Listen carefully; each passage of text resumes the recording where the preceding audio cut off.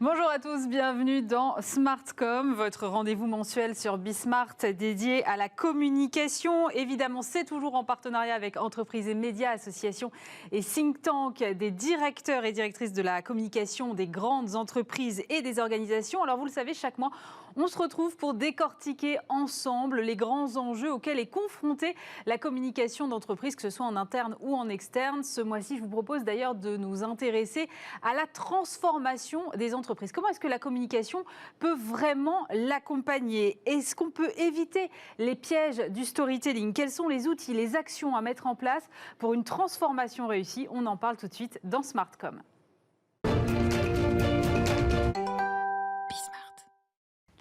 Et pour entamer cette discussion aujourd'hui, je suis avec Catherine Gros. Bonjour. Bonjour. Vous êtes directrice de l'engagement et des dialogues du groupe Renault. À vos côtés, Anaïs Lançon. Bonjour. Bonjour. Vous êtes directrice de la communication, de l'engagement et de la marque du groupe RATP. Et puis Thierry Orsoni. Bonjour. Bonjour. Vous êtes directeur de la communication et des relations institutionnelles du Club Med. Alors, on parle d'accompagner la transformation des entreprises. Il y a plusieurs sortes de transformation des entreprises. Finalement, il y a évidemment la transition écologique, la transformation managériale, organisationnelle, la transformation digitale, évidemment. Moi, je voudrais savoir si, au regard de toutes ces sortes de transformations qui nous touchent aujourd'hui, vous considérez que la communication est en quelque sorte un point de départ, Catherine Gros, à toute communication, à toute transformation, pardon. Un point de départ, je ne dirais pas, parce que le point de départ, c'est finalement la stratégie, mais c'est forcément un accompagnant, et un accompagnant tout au long de la démarche. Donc, sans communication, il y a peu de transformation. Mais ce n'est pas le point de départ, parce qu'il faut que les salariés comprennent pourquoi la transformation. Et en fait, la communication aide à la pédagogie, et donc c'est un accompagnant. Anaïs Lançon, c'est un point de départ ou pas ? Non, ce n'est pas un point de départ, pas un point d'arrivée non plus. Et effectivement, comme le dit Catherine, c'est vraiment ça, accompagner la transformation pour permettre de la comprendre, parce qu'on ne peut pas s'engager sur quelque chose qu'on ne comprend pas. Donc c'est un levier absolument fondamental de la transformation. Et si je comprends bien, si ce n'est pas un point de départ, Thierry Orsoni, en tout cas, ça présuppose une espèce de symbiose entre la stratégie et la communication. C'est-à-dire qu'elle fait partie intégrante, effectivement, de la mise en œuvre de la stratégie pour transformer. Elle n'est pas un point de départ, mais sans elle, effectivement, c'est très difficile, à mon avis, de mener des opérations de ce type. Et c'est vrai que vos métiers de communicants sont de toute façon eux-mêmes très impactés par ces transformations, ne serait-ce que par la transformation digitale, les réseaux sociaux, l'usage de la vidéo. Il y a énormément de choses qui bougent. Et je me disais que peut-être ça vous légitimait encore plus le fait d'être finalement peut-être pas les premiers impactés, mais en tout cas parmi ceux impactés par ces transformations, de pouvoir accompagner. Parce que quand on est soi-même touché par un phénomène, c'est plus facile de faire passer des messages, Anaïs Lançon. Oui, c'est sûr. Non, mais il y a nos propres transformations en tant que communicants, parce que la communication est un monde qui va vite, et donc il faut toujours se transformer. Mais je dois dire quand même, s'agissant par exemple du groupe RATP, que la grande transformation, c'est quand même celle de l'entreprise, de la préparation de son avenir. Et c'est vraiment ça qui nous occupe plus que notre propre transformation, je dirais. Comment est-ce que finalement la communication aujourd'hui, elle permet de donner un sens aux transformations, Catherine Gros ? Si la communication est là pour donner une forme de cohérence entre les différents éléments qui se développent dans une entreprise, et finalement, la communication doit avoir pour objectif de rendre tout cela cohérent. C'est pas toujours facile, parce qu'on est toujours face à des contradictions, à des décisions contradictoires, donc c'est pas toujours facile, mais en tout cas, essayer de donner une cohérence de façon à appréhender mieux les choses, je pense que ça sert aussi à ça. Et vous êtes tous les trois finalement à la tête de communication de groupes qui sont mondialisés, ou en tout cas internationaux, y compris d'ailleurs la RATP. Comment est-ce qu'on fait en sorte que cette transformation se déploie à des échelles internationales, Thierry Orsoni ? Il faut qu'elle soit en mode co-construction, c'est-à-dire qu'elle ne tombe pas du ciel, qu'il y ait effectivement une appropriation.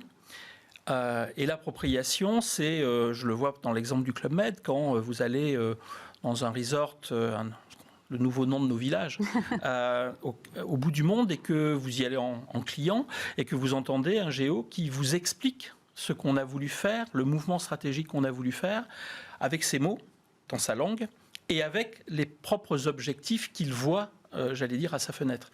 Là, quand on entend ça, on se dit, on a sans doute fait quelque chose qui aide à la transformation globale du groupe. Il faut que ce soit uniforme, même dans tous les pays, ou finalement on peut faire des petites différences en fonction? Il faut qu'il y ait des piliers fondateurs, et que tout le monde soit aligné dessus. C'est pour ça que le mode de co-construction est toujours utile pour que l'appropriation soit là. Mais après, il faut qu'effectivement, dans l'appropriation, il y a l'adaptation, encore une fois, à son horizon, à ses enjeux. Ce qui fait qu'on est forcément un groupe très décentralisé sur ces dimensions-là. Mais il faut qu'il y ait un corpus et des piliers stratégiques qui, eux, soient posés. Ça prend du temps pour le faire, il faut que ça soit accepté. Mais une fois que ces piliers sont posés, que le cap est donné, les chemins pour y parvenir peuvent effectivement être adaptés selon les cultures des pays dans lesquels on est. Anaïs Lançon, je vous vois opiner du chef. Je suis complètement d'accord. Je pense qu'il y a à la fois le besoin d'un récit commun, et c'est notamment le rôle aussi de la raison d'être, c'est-à-dire de se dire d'un bout à l'autre finalement de l'entreprise ou du groupe, qu'est-ce qui nous réunit ? Donc ça, c'est très important d'avoir cet acte fondateur. Et puis après, il y a une pédagogie des transformations. Et là, on voit bien qu'effectivement, il y a un travail d'adaptation, dans le sens où, je prends la RATP, on a un plan d'entreprise avec 11 programmes de transformation. C'est compliqué ah oui, quand à même. expliquer. Oui, parce que la transformation est quand même très vaste. Elle est sur tous les champs. Et donc, du coup, il faut faire comment dirais-je, de la communication qui, malgré tout, soit adaptée à nos différents publics, parce que on n'a pas besoin d'expliquer de la même façon les choses. Si vous prenez un département qui est concerné par un type de transformation, forcément, il a déjà un petit peu un temps d'avance. Et pour autant, il faut que toute l'entreprise sache ce que l'on fait dans ce département. Donc, les niveaux de pédagogie ne sont pas forcément les mêmes. Et puis il y a aussi évidemment la communication managériale qui joue un rôle absolument essentiel. Nous, dans tous nos baromètres, il est démontré que le principal vecteur de communication, c'est votre manager direct. Donc l'enjeu pour nous, c'est de bien outiller ces managers. C'est mieux qu'un outil, finalement, le manager direct, Catherine Gros. Le manager direct, il est concerné comme vous. En fait, chez Renault, c'est aussi ça. Parce que chez Renault, si vous voulez, il y a toute l'industrie, c'est-à-dire toutes les usines. Et puis, il y a le commerce et il y a la cohabitation de plusieurs mondes qui sont eux-mêmes dans des transformations différentes, parce qu'ils ne se transforment pas pour les mêmes raisons, mais qui sont dans des transformations différentes. Donc, effectivement, c'est votre manager direct, vos collègues, qui vous aide à mieux comprendre l'entreprise et à mieux la vivre. Donc effectivement, les managers sont essentiels. Il faut qu'ils comprennent bien les transformations pour les expliquer. Il faut qu'ils les acceptent aussi. C'est pas seulement une question de compréhension, c'est aussi une question d'acceptation, parce que parfois il y a des décisions difficiles à prendre. Donc voilà. Et donc chez Renault, c'est des univers très différents qui se côtoient. C'est en ça que cette entreprise est tellement passionnante, parce qu'elle est justement à la frontière de plusieurs univers qui se transforment pour des raisons différentes. Vous avez dit qu'il faut faire accepter, et c'est vrai, je crois que le plus gros défi, peut-être, c'est lever les freins au changement. Comment est-ce qu'on lève les freins au changement ? Par la compréhension, alors évidemment, il y a toujours plusieurs formes de communication qui peuvent être en contradiction les unes avec les autres. Par exemple, il y a toujours la communication financière qui vient et qui est très normée, mais qui a ses exigences.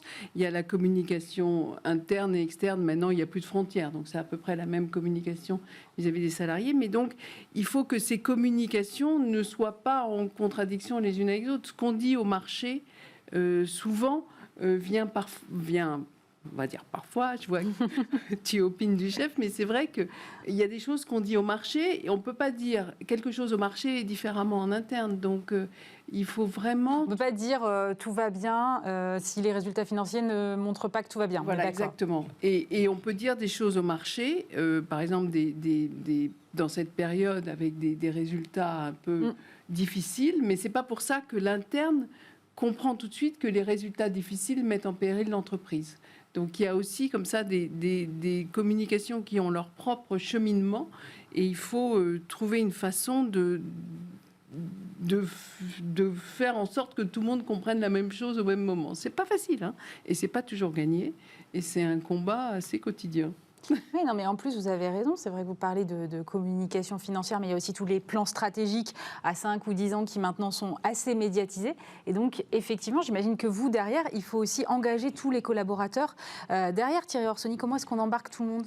Vous savez, le Club Med est en transformation depuis une bonne quinzaine d'années. Et ça a été une transformation, un changement de positionnement, un changement de modèle économique, un changement actionnarial. Donc sans pédagogie et sans embarquer les équipes, on n'arrive à rien. Alors c'est vrai que les outils aident. Les outils peuvent donner de la transversalité, peuvent permettre aux différentes opinions de s'exprimer. Mais il faut qu'il y ait effectivement, entre guillemets, un cap qui soit donné.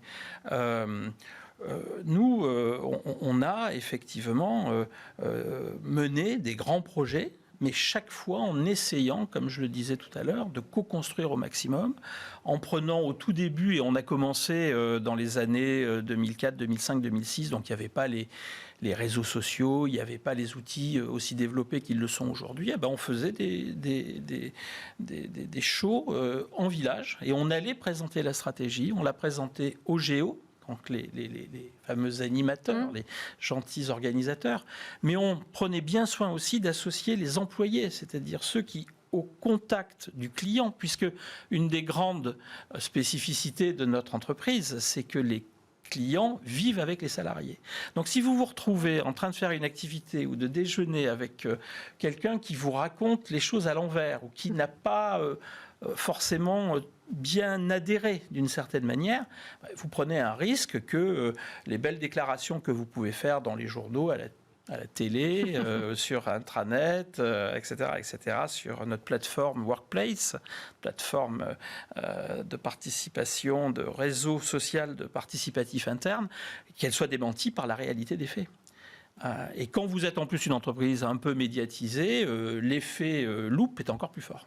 La co-construction, c'est un truc qui revient quand même beaucoup dans tous les plateaux que je peux faire autour de la transformation des entreprises. Anaïs Lançon, les injonctions top-down, aujourd'hui, c'est fini, ça ne marche plus ? Non, ça ne marche plus, mais moi, je souscris à tout ce qui a été dit, c'est-à-dire que pour vous donner un exemple voilà, je pense qu'on fait tous la même chose. C'est intéressant de co-construire la communication elle-même. C'est-à-dire qu'à un moment donné, de demander notamment aux managers, mais vous, comment vous aimeriez qu'on vous parle et de quel outil vous avez besoin ? Nous, on a des groupes quali avec nos managers et vraiment, on teste notre communication et pour répondre à leurs besoins. Et puis, évidemment, on mesure aussi l'engagement de nos salariés sur les transformations pour voir s'il y a du décrochage ou pas. Mais ça m'intéresse. Qu'est-ce que vous testez concrètement ? Ah, mais c'est le flyer, c'est très concret. C'est qu'on leur dit, mais par exemple, on va avoir l'ouverture à la concurrence sur le réseau bus. C'est quand même 18 000 salariés qui sont concernés en 2024 et qui vont être filialisés. Donc, on a besoin de faire comprendre ces transformations, de comment ça va se passer. Et notre volonté, c'est d'être le plus transparent possible. Mais aller parler à un conducteur de bus qui quitte son dépôt à 5 heures du matin pour y revenir et repartir chez lui, c'est très compliqué. Donc, en réfléchissant avec les managers et avec eux, on s'est dit, on va développer une appli qui s'appelle Askip, pour ce qui paraît, et qui permet en fait de se brancher de n'importe quel téléphone pour poser des questions ou lire les réponses et essayer d'avoir un dialogue permanent. Voilà, donc il faut être assez agile en fait sur les outils qu'on déploie. Quel type d'outils, vous, par exemple, vous déployez chez Renault pour accompagner vos salariés ? Alors, pour rebondir sur ce que vient de dire Agathe, en fait, on a un réseau interne, que tout le monde a sur smartphone, qui fonctionne très bien et qui a été créé dans les usines. Et en fait, c'est les usines qui ont créé cet outil. Et c'est remonté en corporate. Enfin, ça s'est déployé dans tout le groupe parce que comme ça avait été créé par les usines, c'était le bon dimensionnement. Et tout le monde maintenant l'utilise. C'est des clics chez Renault. Et donc, tout le monde l'utilise. Et vous pouvez faire vos commentaires. Et vous avez un flot continu d'informations. Et donc, ça fonctionne très bien. Et ça a été créé dans les usines. Donc, c'est vraiment partie de la base, entre guillemets, et c'est remonté, ça s'est déployé dans tout le groupe. Est-ce qu'il y a des moments clés pour communiquer une stratégie un peu construite Est-ce qu'il faut communiquer dès le début, avant même qu'on puisse avoir mis en place les premières actions? Oui. Comment vous Moi, je crois fonctionnez?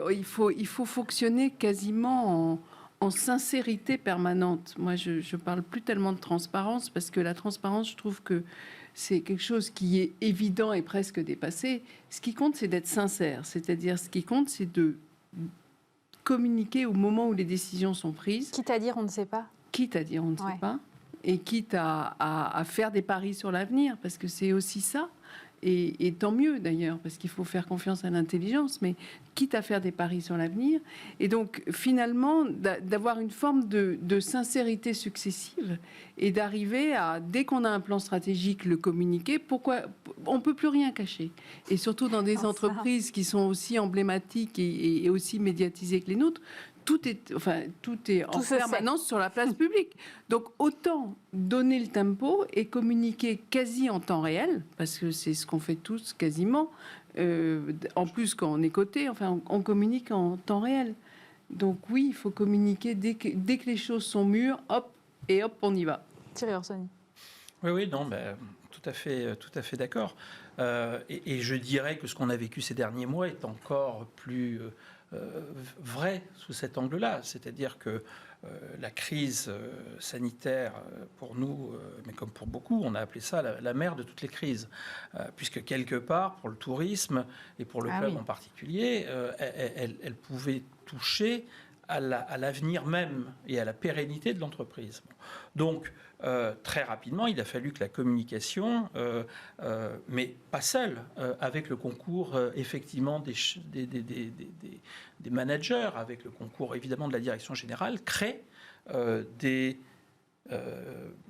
raisons d'espérer, de garder confiance, de garder le lien, et surtout de se dire qu'on allait rebondir. Mais ça ne peut pas se décréter sur un claquement de doigts. S'il n'y a pas eu tout le travail qui a été fait, je dirais, en amont, sur la transformation, sur le changement de positionnement qui a produit ses effets, quand on a dit on va le faire, on l'a fait. Ça a été plus long que ce qu'on avait imaginé au départ, ce changement de positionnement. Mais aujourd'hui, on y est. Mais ça, c'est un peu inhérent à la vie des entreprises. C'est-à-dire que c'est jamais dans les temps qu'on imagine. Enfin, rarement. Non. Oui, mais alors nous, ça a été bien plus long. Parce qu'on a quelque chose qu'on appelle dans notre jargon interne la folie des hommes et de la nature. C'est qu'en termes d'accidents géopolitiques, environnementaux, etc., on a été servi et on est servi. Et donc, ça a un peu ralenti le processus. Et quand on était coté directement à la Bourse de Paris, on nous le répétait régulièrement qu'on ne tenait pas nos promesses. Mais on les a tenues sur la distance et ça donne forcément de la crédibilité et de la force au message actuel. Quand on dit notre modèle est bon, les temps sont difficiles, on a perdu quasiment 60% de notre activité, mais on sait qu'on a les ingrédients pour rebondir plus vite et plus fort en sortie de crise, et que nos clients se précipitent dans nos resorts quand ils peuvent de nouveau partir en vacances, les gens disent oui, effectivement, c'est le cas. Et quand je dis les gens, c'est nos géos, nos équipes. Et ça donne effectivement de la force à tout le mouvement qui a été fait auparavant, et dont je vous dis qu'il a été long et par moments compliqué à gérer en interne, quoi. Anaïs Lançon, derrière cette question de l'accompagnement par la communication, il y a quand même une question de confiance entre les salariés et le top management de l'entreprise? Oui, elle est importante. Alors après, on peut dire transparence ou sincérité, mais je crois que c'est la clé, elle est là. C'est-à-dire de savoir que vous avez une direction générale qui fait les choses vraiment pour les salariés, pour l'entreprise, qui ne cache pas ce qu'elle fait et qui, effectivement, est en capacité, par ailleurs, de l'expliquer et de donner du sens. Mais ça fait beaucoup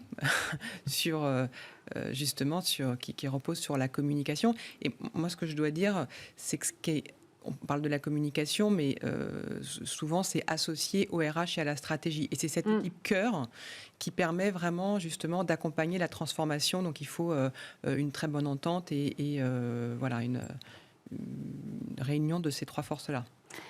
Thierry Orsoni, vous disiez la transformation du Club Med, elle a commencé il y a 15 ans. Comment est-ce qu'on accompagne une transformation aussi longue sans s'essouffler et en se renouvelant? Parce que j'imagine que sinon, si on fait toujours la même chose, on perd un peu l'intérêt des salariés.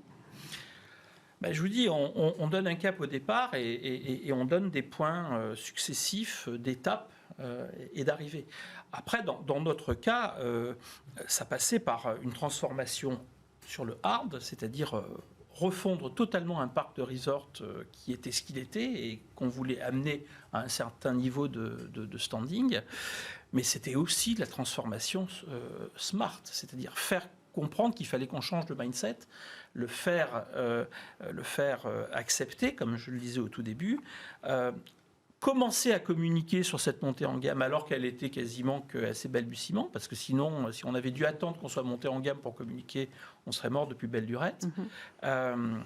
Et puis, effectivement, montrer que ça marche, que les clients reviennent, que les clients qu'on souhaite avoir sont là, que quand on dit on veut être global, on l'est.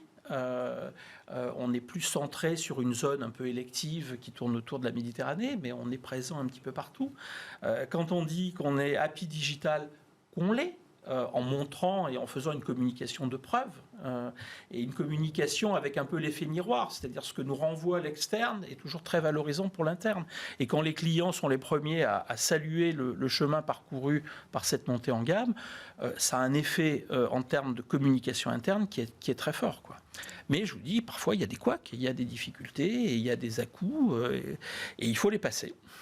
Anaïs Lançon, la preuve, c'est important de pouvoir à un moment faire la démonstration que oui, on a engagé une transfo, mais voilà, on sait que ça fonctionne et on vous montre pourquoi et comment. Oui, alors la transformation de la RATP, encore une fois, elle est assez particulière parce qu'il s'agit d'une entreprise qui perd son monopole sur son territoire historique. Donc c'est vraiment une transformation absolument majeure. C'est tout un système en fait qui doit être repensé. Et qui n'est pas en plus forcément de votre fait. Pour le coup, c'est pas voilà. Non, enfin c'est là pour le coup c'est une directive européenne, transposée en France. Mais ça aussi c'est important de l'expliquer. C'est d'où ça vient, c'est-à-dire d'où vient la décision et que à un moment donné il n'y a pas de retour en arrière. Donc le but n'étant plus de discuter de la concurrence ou pas. C'est de s'y préparer, de le faire au mieux pour les salariés et pour nos clients. Donc, effectivement, la démonstration par la preuve de se dire ce qu'on fait va permettre que ça marche et va apporter aussi du bénéfice, ça, c'est absolument essentiel, oui. C'est-à-dire ne pas subir la transformation, mais d'en faire quelque chose de positif. Vous aussi, chez Renault, finalement, vous êtes un peu dans un cas de figure où c'est pas forcément vous qui décidez de la transformation et de la transition écologique, c'est comme ça. Comment est-ce que vous accompagnez les transformations de vos différents métiers? Parce que là, tous vos métiers sont impactés. Tous les métiers. Alors, il y a effectivement la transition écologique, c'est-à-dire le passage vers l'électrique, le passage vers l'électrique et les conséquences que ça a, pas seulement sur Renault, mais aussi sur ses sous-traitants, sur toute une industrie. Donc, effectivement, il y a cette transformation à accompagner. En fait, elle est beaucoup plus brutale. Enfin, on se dit, par exemple, on dit que, je ne vais pas rentrer dans la technique, mais que les moteurs thermiques pour l'Euro 2.7 seront ou pour faire simple, que les moteurs thermiques seront interdits dans les villes aux alentours de 2026-2030. Vous avez l'impression que 2026-2030, c'est loin. Mais c'est pas loin demain. Parce que pour avoir un modèle de voiture, c'est 3-4 ans. Donc, ça veut dire que c'est les prochaines voitures qui arrivent. Donc, c'est des transformations qui, en fait, à l'ère de la vie, ont l'air lointaines, mais qui sont, sur le plan industriel, très, très impactantes et très impactantes très vite. Donc, évidemment, la communication accompagne tout ça. Mais les gens le savent bien, parce qu'ils connaissent bien leur métier, etc. Donc, ils savent bien que ça a des conséquences très directes et très immédiates sur l'entreprise. Donc, la communication, comme je vous disais tout à l'heure, accompagne, explique, mais il y a des sujets multiples et donc il faut en permanence aller piocher dans les sujets. Il y a le sujet de la transformation écologique, mais il y a d'autres transformations digitales, il y a toutes ces transformations qui arrivent en même temps. Les transformations du travail aussi dues à la pandémie, comme le disait Olivier tout à l'heure. Donc, toutes ces transformations arrivent en même temps et on n'a pas le choix que de les vivre. C'est comme dans la vie, en fait, dans les entreprises. On vit toutes ces transformations en même temps et il faut qu'elles soient acceptées le plus possible. Thierry, si je comprends bien, en fait, l'idée pour une transformation réussie, c'est d'absolument éviter le storytelling. Ou alors le faire comme Monsieur Jourdain sans le savoir. C'est ça. Anaïs Lançon, là-dessus. J'aime bien cette conclusion. Oui, l'éviter, mais on a quand même besoin d'un récit, d'expliquer, c'est ce qu'on se disait tout à l'heure. Et je pense que ce qui est important aussi, et c'est vraiment totalement vrai pour nos 3 marques, c'est de garder notre ADN de marque. C'est-à-dire d'expliquer aux gens qu'on peut se transformer, mais en restant sur nos valeurs, et de toujours garder ce fil, parce que les gens aiment leur entreprise, donc la transformation n'est pas la négation de ce qu'on a été auparavant. C'est important ça de pas nier finalement l'historique. Très important. Renault est une entreprise de 120 ans. La raison d'être qui vient d'être publiée reflète aussi cette histoire. C'est très important de ne pas renier ce qu'a été l'entreprise et de se projeter dans ce qu'elle sera. En fait, on n'est qu'un passeur d'entreprise et donc cette espèce de cercle vertueux qui fait qu'on assume son passé et qu'on se projette dans l'avenir fait qu'on accepte mieux le présent. Donc, les clés d'une transformation réussie, c'est quoi, Thierry Orsoni? Être sincère, associé, emporter, embarquer, et puis surtout avoir effectivement à les puiser dans les racines. On parlait de l'ADN, on parlait de la raison d'être, on peut parler de la mission, dans les valeurs intrinsèques de l'entreprise. Nous, Club Med, on a parmi nos 5 valeurs la gentillesse. Forcément, il faut que quelque part, la transformation, elle soit imprégnée de gentillesse. Et ça peut paraître paradoxal de le dire, mais il faut surtout qu'on construise sur des bases solides et pas mouvantes. Et c'est cette culture d'entreprise très forte dans nos 3 entreprises qui est effectivement sans doute l'atout principal pour réussir sa transformation. Merci beaucoup Thierry Orsoni. Je rappelle que vous êtes directeur de la communication et des relations institutionnelles du Club Med. Anaïs Lançon, directrice de la communication, de l'engagement et de la marque du groupe RATP, et Catherine Gros, directrice de l'engagement et des dialogues du groupe Renault. Merci d'avoir été avec nous. On se retrouve bien sûr le mois prochain.